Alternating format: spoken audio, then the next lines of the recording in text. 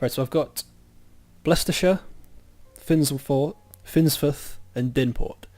If I go to Dinport, I can get to Kidton quicker. But if I go to Finsforth doesn't seem worth the trouble, but Bicester would let me get to Berworth. But Dinport, because it's in the centre, just seems like my best choice. So I'll drive there. 91 miles. It's quite an amount of time. So how fast am I moving? Oh, text from work. Thanks for reading this text, but keep in mind that they won't always be good news. Sometimes blissful ignorance is better. Oh, so you can ignore texts to retain sanity, I assume. 2 hours, 3 hours. Well, I'm driving like 30 miles an hour, 40 miles an hour. You'd think it'd be in a bit more of a rush, considering the impending doom of the world. Enter town. It's about 6:30. Dinport. The town is calm and peaceful, oblivious of the shadow. My heart feels pained and heavy as I am confronted by what we stand to lose if I fail in my mission. Okay, so this is a place that's just fine, apparently. After an hour I have found the following items on sale from individuals content to not ask questions.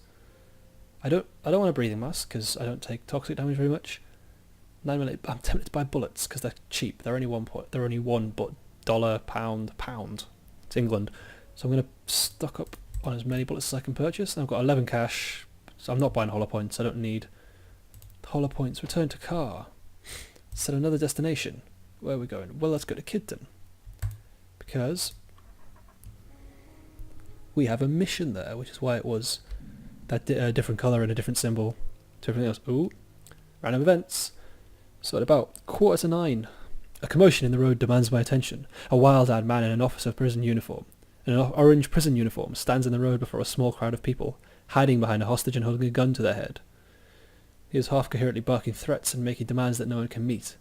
His human shield is struggling enough that, with good aim, it might be possible to shoot him without hitting the innocent. Take the shot. Almost everyone in the vicinity screams and ducks as I fire. My bullet hits the gunman square in the neck and the hostage takes the opportunity to flee. A number of voices around me call me reckless and foolhardy, but I ignore them, instead turning my attention to the dead gunman. His weapon contains 3 armor-piercing bullets, which I take to serve the greater good. So basically, those 3 options were like 2 options that might work, and then 1 option that always works but requires a particular item. At the minute I have the Lucky Clover and the Pentacle, which was neither of those were the items I needed, so I just took the risk.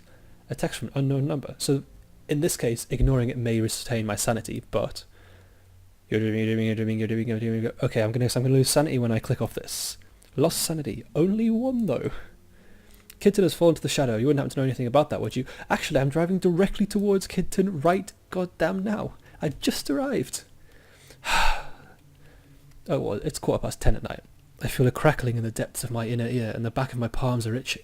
This can only mean one thing. Magic. It must have leaked through in great amounts from the outlying realms. This town must be home to a rift, one of the tears in the fabric of our universe through which bleeds the dark influence of realms beyond. Fortunately, what can be opened by the same corrosive energies can be closed. Investigate further.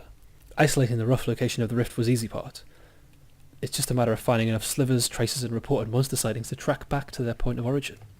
A simple set of divinations leads me to an extended area of overgrown parkland that backs onto a town's largest cemetery. An ideal location for an impressionable kid to come and dare each other perform rituals they don't realise have power. I like the tone of these diary entries.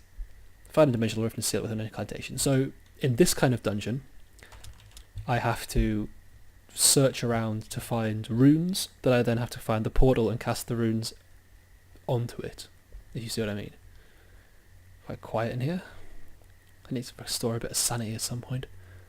Oh, I heard something. Hello? I don't know what that filter means. I think that's just because my sanity is damaged a little bit. I think it's just because you get the black spots turn up occasionally. Oh. Just beat that to death quickly. In a pile of useless metal implements I found a small tool that could function as a lockpick. More lockpicks. Huzzah! Go up. Go across. What's this? Another victim of the shadow. Their body appears unharmed, but their faces contort into a silent scream of agony.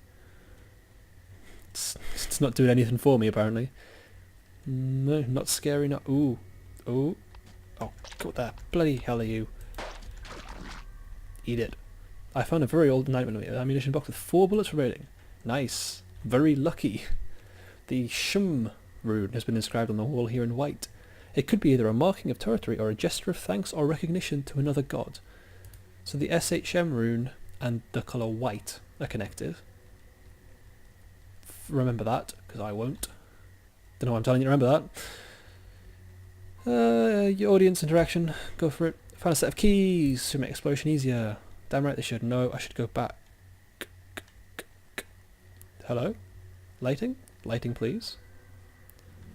Yeah, that must be a sanity effect. A discarded wallet with £8 in it. Yay! I really do need money. I didn't realise how little money I had in this run. I have I think I've got $19 now. £19 now. Oh god. Oh, I scratched the back of my neck at the worst possible moment. You can melee while moving though, which is something I wouldn't have expected in this game, if I'm perfectly honest. I would have expected it to be single inputs only, just from looking at it. But thankfully, it's not. So, the key, you'll let me in there. Just make sure there's no monsters in here. If you leave a screen with a monster still alive, you lose sanity. I can't remember if that happened in the last dungeon or not, so I'm just going to say that now. Ooh, this is the rift, I think. Judging by the large... ominous. Really? Yeah, take it. I can run if I have to, but the pain will be excruciating. Oh, I can run! I didn't even realise that. Okay, so that's the rift because it's spawning monsters on me. No, don't go back in there. Get out of there. Right, so I lost a bit of sight. Yeah, shift to run. Okay. Ooh, a note. I found something. Looks like a page torn from a diary. Maybe I'll have time to read it once my mission is over. Do I... Because there was runes hovering around the rift. Are those the runes I need? Mostly garbage, but there's a piece of sturdy wire I could probably twist into a lockpick. Got a lot of lockpicks. Lockpicks. Words. A dusty military flashlight that isn't completely beyond salvage. There we go. God damn it. Right, so... Ooh, no. Get off. I'm not going to escape. I took a bit of a hit, that's all. Still got plenty of medkit back in the car. Right, so the 2 runes we're seeing are Baitu Argen. I was very wrong.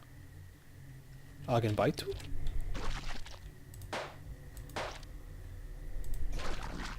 Oh, there was something in there. Another lockpick. Okay. Okay, yeah, okay. BT Argen. Argen BT? Please work. I really... I don't understand. That was not good. That was very not good. Asphyxiated to death on a cloud of toxic gas 51 hours before the Ancients' invasion. Failed to uncover even a single rule of the rune of the banishment ritual, and only allowed a single town to fall to shadow after beginning their mission. Took a balanced approach to combat with slightly favoured melee, exterminating 9 enemies with the melee attacks. In the end, subject was run-of-the-mill corpse, so nothing impressive, which is why I get the G ending. So I killed 10 minions, got 1 clue, and found 3 items. I'm going to do another run of this.